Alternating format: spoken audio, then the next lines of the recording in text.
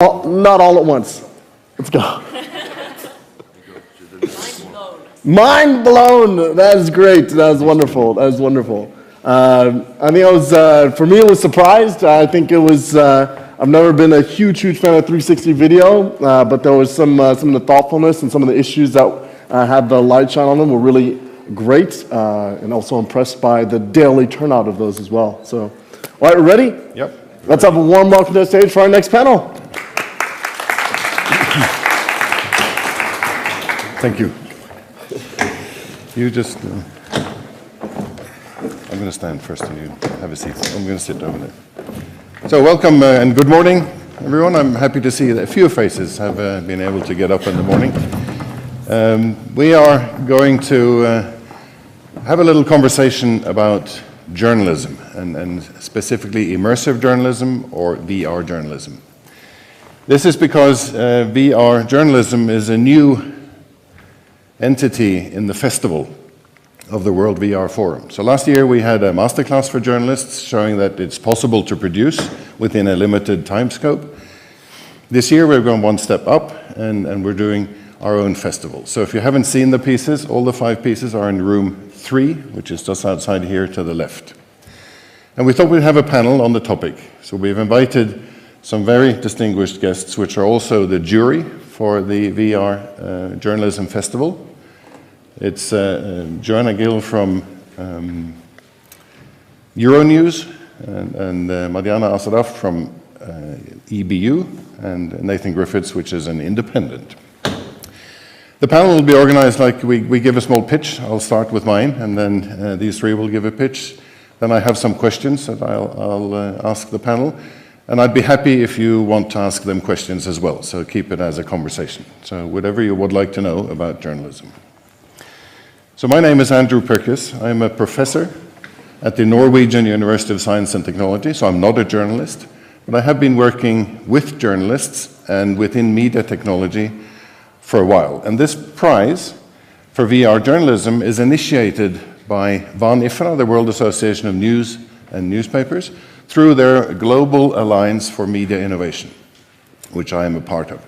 We also have our manager for GAMI, Stephen Fossard, in the audience, so if you want to talk to him afterwards, feel free.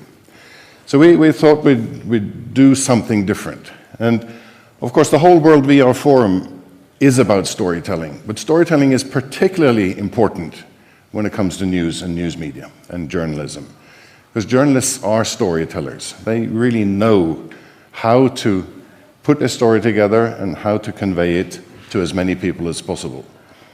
So that's why I think we decided, together with the World VR Forum, to have a separate VR Journalism Prize and a separate jury. Now, they have the VR Festival, which has its own jury, and we have our jury, which is journalists and myself. So that's a slightly different, and that's a choice we made. Of course, storytelling then, these days, comes in so many different ways. You know, you have the old-fashioned transmedia storytelling, you have second screens, you have social TV, and you have this virtual reality, which we're talking about now. You know, you have the 360, the mobile and wearable, and the augmented reality. So there's lots of trends, and we need to follow this, and we also follow it through news and news media houses, through the GAMI and WAN-IFRA. So storytelling, you know, it's experiential. You need to convey an experience.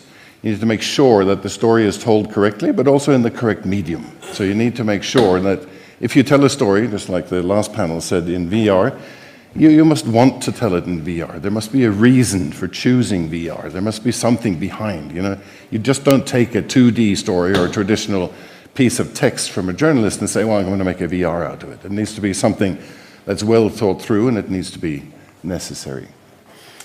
And from university, and this is what I teach my students, if you want to make something that's immersive, you need to sort of get the key of it, and the key of it is probably engagement. Engagement can be immersion, it can be involvement, it can be interaction. So you need to make sure you follow all of these 3 and try to govern as well as possible. And immersion is a particularly difficult concept. It's a concept that everyone understands. Some think it's new. It's really not very new. It's been around for about 100 years, and VR has been around since the 1950s, so it's not really new. But of course now it's possible. So it's coming back again. But I think when you think about immersion, there are at least 3 steps that I think are important. First is make something that's an illusion of putting you in a different place. This is like the 360 video. This is like how you would tell a story. But there are more elements to immersion. You know, the next one is you have to make it in such a way that you really believe that you're actually there. And the final stage of the old-fashioned VR from the 50s and 60s is this embodiment. So you have to get some body ownership. You have to feel that your body is there. If you get all these 3 right, then I think you have a good immersive experience.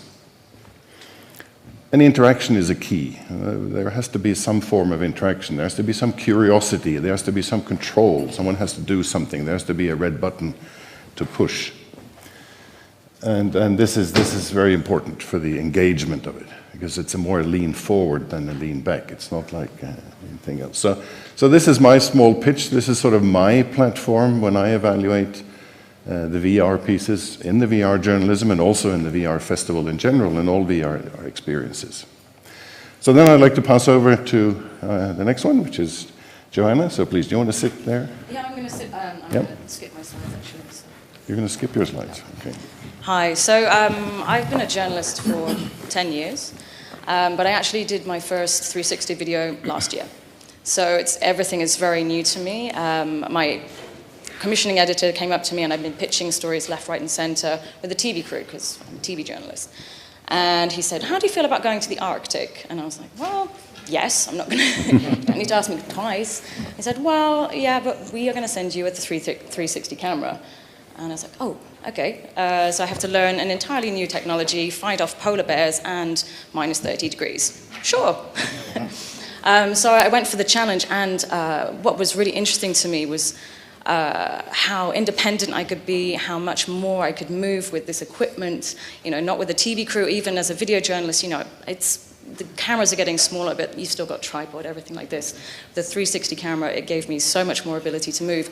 And in the Arctic, that was actually very useful because, you know, tracking through minus 30, you need all the energy you can get. So that was a fantastic experience. And the other thing that was really interesting to me, as a journalist, when I go out on reports, everyone always says, well, what was it really like? You know, I said, well, watch the reports. But they're like, no, you know, you were there. What was it like when you landed there? Everything like this. And I could say, well, with a 360, I could say, pop on the headset and you get almost the real feel without the polar bears and the minus 30. So that was a real sort of lesson for me in learning the value of experience you get in 360 video. The next time my editor came up to me, he said, I'm going to send you to Gaza. I was like, okay. And I'm not a war reporter, so I was like, okay, I'm going to Gaza. But that experience, as well as everything that I got from the Arctic, I learned the value of empathy and understanding that you gain from just putting a camera there and allowing the people to tell their own stories. So that was another value lesson for me. The next story after that was in Portugal, on climate change, actually. With EFI, and that was a story that I'd been dying to do on TV. And then I said, well, actually, why aren't we doing it in 360? So that, again, that brought together the experience of being there after the wildfires devastated Portugal last year, and also brought together the empathy and the understanding of it. And for me, that was just an incredible sort of learning experience. So that's more or less me. Yeah.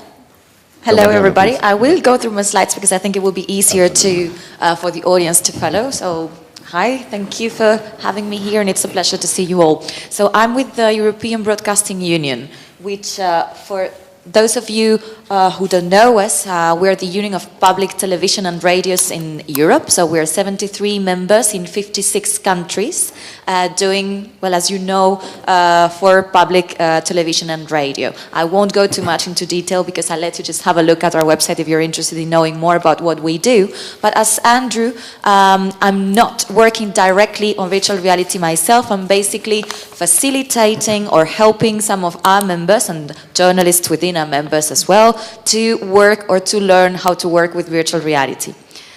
The fact is that many of our members, actually up to almost 50% of them, have already started experimenting with virtual reality. To be more precise, it's more 360 to be precise. In the case of virtual reality, and especially native virtual reality, is a little bit less, as you can see. It's almost 20%. And then with augmented reality, very little. It's less than 10%. But these are the latest figures that we've got when we ask them, are you investing in virtual reality or not? The fact is that we've noticed that there is a little bit of hype that's been going down in the past months. We were discussing it this morning during breakfast with the jury members. In many of our members, it is basically because they feel that they don't have the skills yet. They don't know how to produce really good quality virtual reality products. And it's a lot of effort, very complex work, very expensive, to then very little return on investment in terms of how the audience is reacting. So there's a little bit of a hesitation moment within our members to, should we still be investing in virtual reality or not? Or even if we do invest in virtual reality, how much should we be investing in it? But there are also some members, at least this is what we're trying to encourage, this is what we're trying to encourage, that are still investing in the medium for many reasons. But the main ones are, first of all, we're public broadcasting. So if there is a new medium out there, it is part of our remit, we believe, to explore what it is out there for the audience to have a better experience. So at least until we're completely sure that the audience does not want this, some of us, me included, defend that it is part of our role. It is mandatory for us to explore this medium as well. And also we are encouraging the participation and the exploration of virtual reality, because it's a medium in which we believe we don't need to discuss or think too much. We actually need to do as much as possible in order to then learn and then get to the good quality that we want to get in terms of products. There's still, of course, a little bit of mindset problem. You were discussing it at the previous panel. There's a little bit of a culture problem. We're traditional broadcasters, so we only produce products that are the best possible quality. With virtual reality, to get to the best possible quality, it's still not that easy. But we do believe that it's only by doing it more and more that we will get there. So some of our members indeed are still even creating their own virtual reality units, exploring it and investing because they see the potential. More and more, of course, as you might imagine, towards augmented reality. What we in the EBU do for them, as I said, we don't produce virtual reality ourselves, but we produce service as the one I just presented figures about, to sort of show to other broadcasters what others are doing, who is investing and how. We produce recommendations about what we think has now been established as a lesson learned of this exploration. Like, for example, some of them we will be discussing later, but they do influence the way I personally analyze the different works that were presented to this jury. But you know, the kind of thing like, don't go on virtual reality just to go on virtual reality, but find the story first, a very good story first, and then find the technology for it. If virtual gives a complementary, something that the user will not be able to get on linear or on a linear story, then go for virtual reality. How to attract the attention of a user, which is not easy, is one of the topics that we're trying to explore with them, how to do it at the best possible way. How interactive these stories should be, because we don't really know if the user wants to be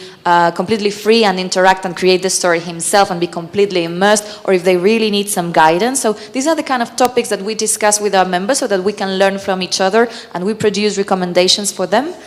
There is a space actually that is called ebu.ch/VR. I think we have it. Yeah, I had it in the previous one, in case you're interested in having an overview of what public broadcasters in Europe are doing.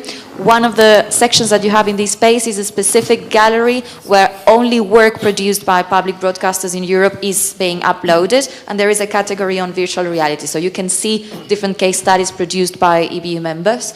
And then we try to partner quite a lot with industry events, like this is a very good example, to sort of try to encourage the participation from EBU members by, being inspired by what's going on in the industry, by connecting with talent from the industry to be able to learn from how they're doing virtual reality, so we can then create public service media distinctive content through immersive media.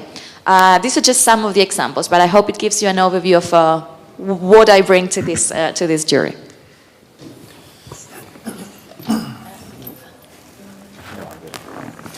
My name is Nathan Griffiths. I have been working in the immersive space since probably about 2014. I think we did our first piece.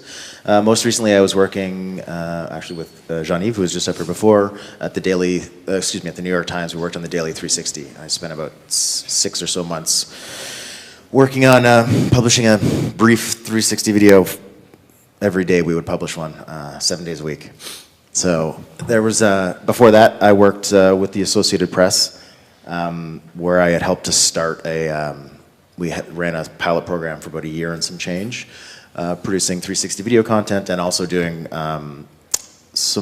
we did some experiments in some publications with some AR projects, a couple of virtual reality projects, some web-based projects as well. I'm actually a web developer by trade, so I kind of got into video the roundabout way. And actually my personal sort of interest or kind of belief is that the VR space is going to move more, kind of more web-based, more towards interactivity. You're going to see a lot more of that as the years kind of move forward. I think, so we started, I think the first project we did, so it was about 2014, and we ended up doing it was like a full app that was built for the Samsung Gear. It turned out quite well. We were very happy with the results, but the time frame for this thing, it was 2014, it was about, I think we took about 4 months to do this project. 1 month of which was just back and forth with Samsung trying to get the app into the store. So we were really pleased with the results, but we were not so impressed with the timeline. Obviously in news, like a 4-month project is lovely to work on, but super, super impractical. So I was kind of tasked with spending a lot of time trying to figure out like how to try to work VR into a more traditional news flow, something that we could turn things around faster, that would be a little bit quicker. Obviously that is what kind of led to 360. What we have seen though over the last few years is obviously the cameras and things have become much more accessible to the point where we've gone out and shot a story in the afternoon and then had it up and published, had a video report on it up and published that night. It was a long, very, very long few hours, but we got it up. So it's definitely doable. But also the technology around creating interactive content, around creating like more dedicated apps, the barriers for that is dropping.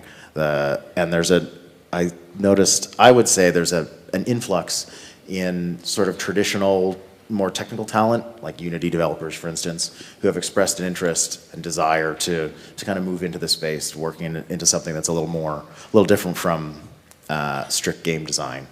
So we're seeing, I think there's a convergence I feel like there's a bit of a convergence of factors coming together that are making things a little bit more accessible and more practical, particularly for journalism. And I'm very interested to see kind of where those spaces develop. Because I came from a web development background, I mean, I worked in IT for years, and then I started as a graphics developer, so I was doing data visualizations and building like news apps and things like that. So I'm very interested in the use cases for data visualization inside of virtual reality, which isn't something we've seen a ton of. I know that in the States, at least, the Wall Street Journal has done a few. They had a roller coaster. You could take a roller coaster ride on the stock market, which is kind of an interesting piece. And they've done some AR experiments around stock values and things like that. But I think there's a very interesting use case for visualization in this space within journalism, particularly since there is a relatively, I would say a relatively robust and well-developed sort of developers community for news and visualization. So I think the transition for that would be relatively painless. No, maybe painless is a bad word, but it would be relatively viable. And I think that particularly as things come and become more and more web-based, I think you're going to see it becomes much, much easier to create those kind of things. I've been doing a lot of experiments right now around I mean, you have to use a custom browser, but a lot of experiments around AR in the web, and visualizing different data sets. And well, there's still a number of technical barriers that are kind of outside of our control. These are like barriers that are behind for companies like Oculus and the web browsers that have to deal with standards and things like that have to get sorted out. I think a lot of the lessons that people are learning, whether they're lessons in 360 video or interactive content or whatnot, these are all lessons that are going to remain valuable, and as the technology progresses, we're going to be able to take these skills that we're developing now, and they'll transition and keep moving along as the technology becomes more and more accessible. So I feel like, yeah, like we talked about, like, yes, it can be very difficult to get some pieces out in a good time frame, and it can be difficult to get the quality you want, but I personally feel like those barriers they're kind of collapsing quite rapidly, and as time goes by, we'll see those become less and less of an issue. Hopefully, yeah. Thank you very much. So that gives the backdrop. This is sort of who we are, and I think it's important to have start with some basic questions, since we are premiering a VR Journalism Prize at the festival here at the World VR Forum. We had a large number of submissions, and we sort of chose 5, which are showcased here in room 3, so you can go and see afterwards. And I would like to ask the panel here, sort of all of you, if you go really back to basics, what are you expecting from an immersive journalism piece? And did the submissions give you an answer to those, or did they fit the expectations? That's like a basic question, so please. I can just quickly say, for me, it has to have impact, and it has to hit those things. It has to feel like an experience. You have to have this strong storytelling. Storytelling exists across all platforms. It has to have that impact, and I think we discussed a little bit as well. It has to grab you within the first sort of 2 or 3 seconds. That would be one of the main sort of points I would go through. For me, very much about that. But then a very special element for me is the emotional one.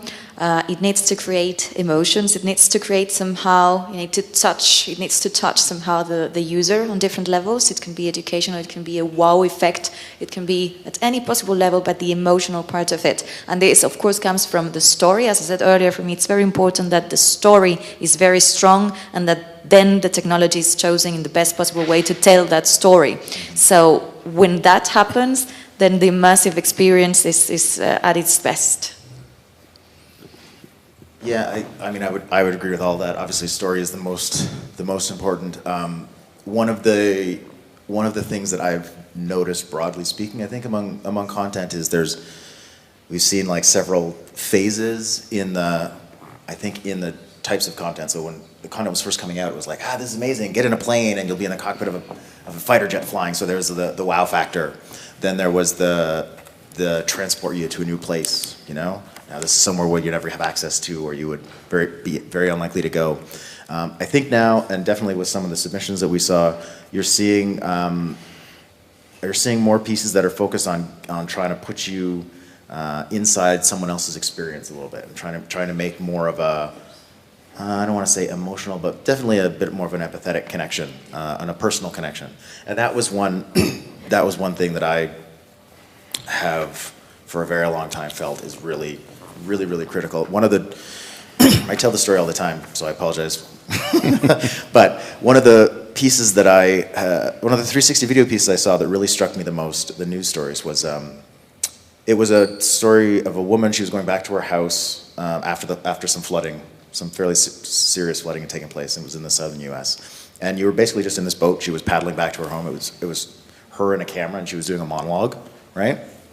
The quality of the video was actually quite poor. It was like very blocky, very chunky. But just her talking, like it was very natural. So you had this very, very much this feeling that you were just sitting in this boat along with her and traveling back with her to the house. And they did a very good job. Either they didn't send reporters with her, or they did a very good job of keeping out of the scene. But it was a very personal connection, right? And to the point where the very clearly poor quality of the video itself really was kind of washed away. And I think that that for me is that ability to really make connections, I think is a very powerful part of it. Yeah. That sort of brings up another question I often hear, and story is important, storytelling is important, digital storytelling, so the narrative, but should immersive journalism, should it be a long story, should it be a documentary, should it be an interactive story? What are you expecting? Well, for me, I think the people who you're talking to, they dictate whether it should be a short story, a long story. I think also sometimes the content itself, scientific content, for me often is a shorter story, or a series of shorter stories. But I think if you're telling a human story of survival or something like this, I would prefer to spend more time with that person to really try to, draw out the empathy or the understanding that you could try and get from that. Because the thing I like about VR journalism is because you do strip away everything and you're inside that person's world. And so if you're just inside that person's world for 3 minutes, I don't think it's really worthwhile. I'd prefer to spend a bit more time with them. Mm-hmm. That's it. And then linked to that as well, for me, it's very important that whoever produces the story is having the target audience that he would like to reach in his or her mindset at all times of production. So even when designing what you're going to tell, and that's when you actually decide the length and the format of what we're going to tell, you need to think of the profile that you want to reach and to create an impact with, to connect with, to create empathy with. It's not the same if we try to reach, let's say, I'm not even going to talk about millennials anymore, but like even younger generations that don't have a very long attention span. If we want to reach them and to let them feel empathy with this story, then let's go for a shorter, like very easy to relate for them kind of story, and very lots of wow effects and so on, and then you might choose more of interactivity. If the audience that you're trying to reach is maybe a different profile, then adapt your storytelling inclusive with the VR journalism to that type of audience. So having your profile in mind at all times of the story, production and design is a very important part as well, I think. Yeah, I mean, one thing I would add to that is you might even consider, depending on your platform, that you might have different, depending on your time, you may have different cuts, different edits for different platforms, A very successful, 6 or 8 minute documentary probably won't work for you on Facebook. So you might want to consider a very reduced version of that for social media. One project we did we created a video, it was a 360 video of the site of NIMRA that had been destroyed. We had a couple locations on the site, so we made that as a video, but then we also spent some time, well, partially because I really wanted to, but anyway, we also spent some time building out an interactive version of it where you could effectively choose, instead of it just being a linear, first you're here, then you're there, then you're there. You were presented after a brief introduction, you were presented with like a small menu, and you could choose which of the locations you wanted to go to. You could go back to them afterwards. So there were some benefits to that in that it gave the user more control, right? If they wanted to revisit a particular portion of the site, they could easily do that, right? So there's some benefits to that you couldn't do in the video. Now, having said that, the video obviously is easier to get people into. It's easier to transport around. So there's definitely keeping your platforms and your distribution in mind is also can play a pretty important role, I think. Yeah, I have one more follow-up question. While I ask this question, please prepare your questions. I'll open up for the floor afterwards. I think a lot of what you're saying here makes a lot of sense because you are storytellers, and I think this World VR Forum tries to bring together storytellers and the platform and the technology. And I often also see that the educational institutions, which I'm part of, we either educate engineers or we educate storytellers. They're two different worlds. They don't really talk to each other very often, and if you try to make these cross-disciplinary educations, it's very hard. So how would you, as storytellers, with all your experience, make sure, or does it matter, or do you really understand the technology? Do you do both? Or is there a split? Who does the technology, who develops the technology, who does the technical, and how does that match the storyteller?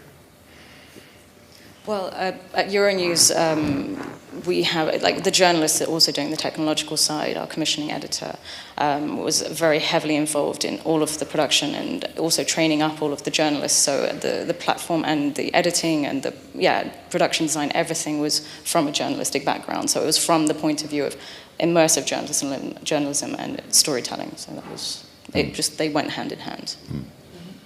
We in the EBU have had to adapt to that indeed. As I said, I'm not the journalist myself, I don't produce it, but we facilitate or we help our members to produce this type of content. And traditionally in the EBU we have a technical department, a media department and so on. The media being more for storytellers. I'm of the storyteller side of things, but for once we've realized that there is more and more of convergence there needs to be. So with the initiatives such as the virtual reality one in EBU VR, we've merged forces, the audience department with the technology department, with the content department. We work together to produce like recommendations, workshops, training and so on, because we cannot, as you say, Andrew, we cannot think of only technology or only content anymore. Yeah, and you I think see that a lot certainly in the States. Newsrooms they're pulling together teams where they'll have some folks that are more focused on the engineering, some folks are more focused on the design, the production, the reporting, that kind of thing. I would say though that one thing you'll probably notice is that as the technology becomes more and more accessible, then an individual becomes more and more responsible for covering all the bases, right?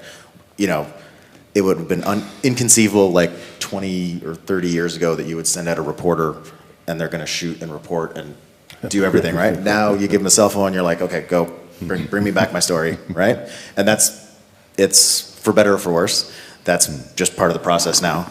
I don't think with VR we're certainly nowhere near that phase, but I would imagine that as the technology becomes more and more user friendly, you'll see that kind of come up. Do we have any questions from the audience? I think there should be some mic. Oh, there's.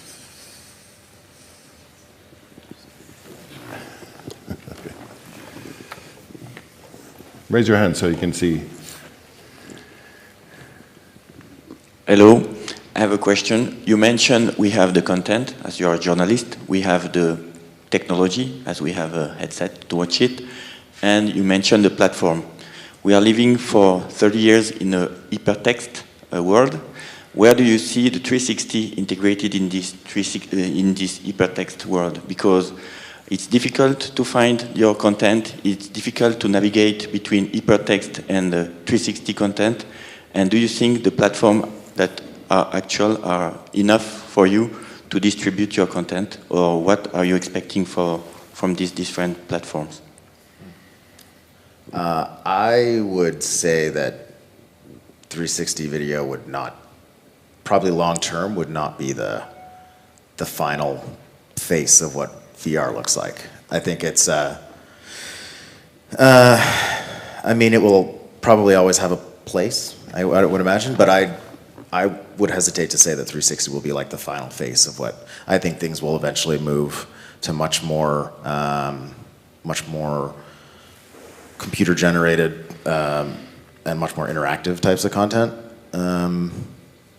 Right now the distribution is, it's a little hit or miss, maybe. I mean, you have huge platforms like if you have your content on Facebook, if you have your content on YouTube, you can have potentially huge reach. And they're very interested. The platforms are very interested in making that process of transitioning between content types as seamless as possible.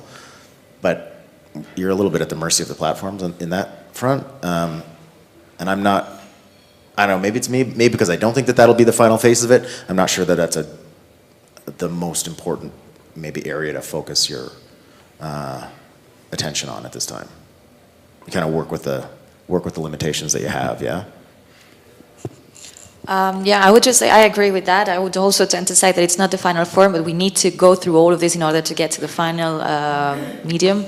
In our case, we've noticed that one of the reasons why our members are stopping the investment on virtual reality, one of them is challenges with distribution, indeed. So I'm not a technology expert myself, so when you ask what is needed, I cannot tell. but it is indeed a challenge so far to distribute. There have been a lot of efforts made on how to produce it, how to test, how to create pilot products to actually see what we managed to make as a final result, but not enough on how to actually get it to the audience. There are now, as Nathan said, the platforms, the big technology platforms are investing in it, so we know that something is going to improve, but it's something that needs improvement, yes.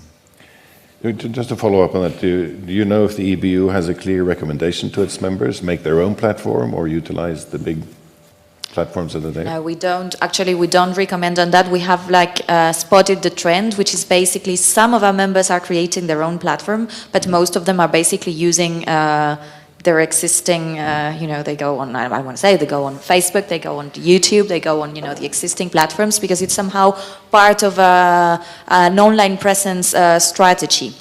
In many of the cases, our members are producing virtual reality products that are somehow a complement to an existing story that is on air. And in these cases, of course, the distribution would be through the platform that is linked to that specific story if it exists. Can you take another question from the floor? Okay, it's about, as a kid, I had some feelings and perceptions, and within 3 decades, my feelings and perceptions, how I transfer, or how I got the feedback from the rest, is in 3 decades, I would say, because of the limitation of the technology, it was, first it was impossible, then it was possible, but now it has become a reality. It's not probable, it's reality. So, but this change, 3 decades, I think I've seen these technical limitations was the key in delivering this feeling, how sharing a feeling and emotions and perceptions to a reality. So what are the challenges, big challenges that you face as a journalist reach out to have this link, the connection with the people? That's tough. Yeah, I mean, there are many, but one of them, we were discussing about it this moment, and it's a basic one. We know, everybody in this room probably has been discussing this, and it's not that we have the final solution or the best possible solution, but how to attract the attention of the user that you're trying to reach is one of the challenges. It's not an easy question to solve. There are many others that we've been discussing when we were analyzing the different works that were presented to us.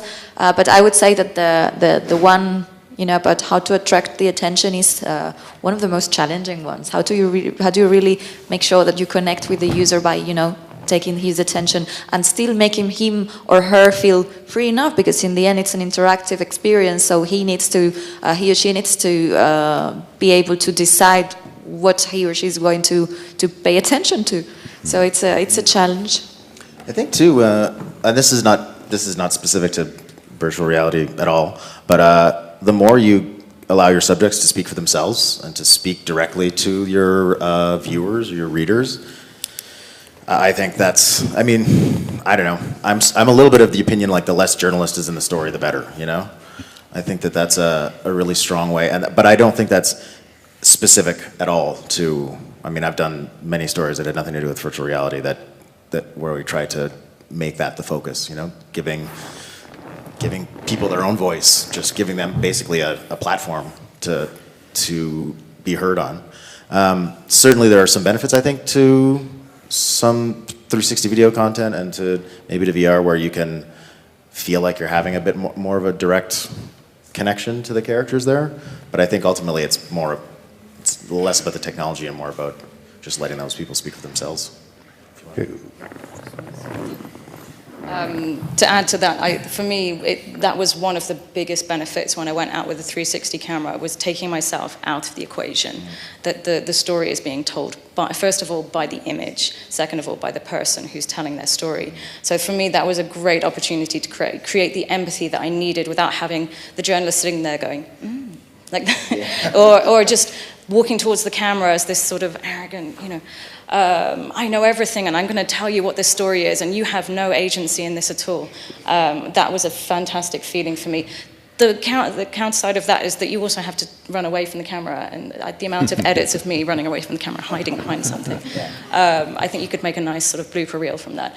But that, for me, that also, you know, one of the challenges I have right now, I'm now working in Brussels, and the big sort of narrative at the moment is populism and fake news and all these things. And journalists are now presented with challenges that they didn't, well, you weren't always loved as a journalist before, but now it's a different world, and the internet has created this different world, and there's different ways of challenging it. And for me, 360 video gave me that way to sort of say, I'm giving the microphone, I'm giving the camera to this person to tell their story, and that should more or less be neutral.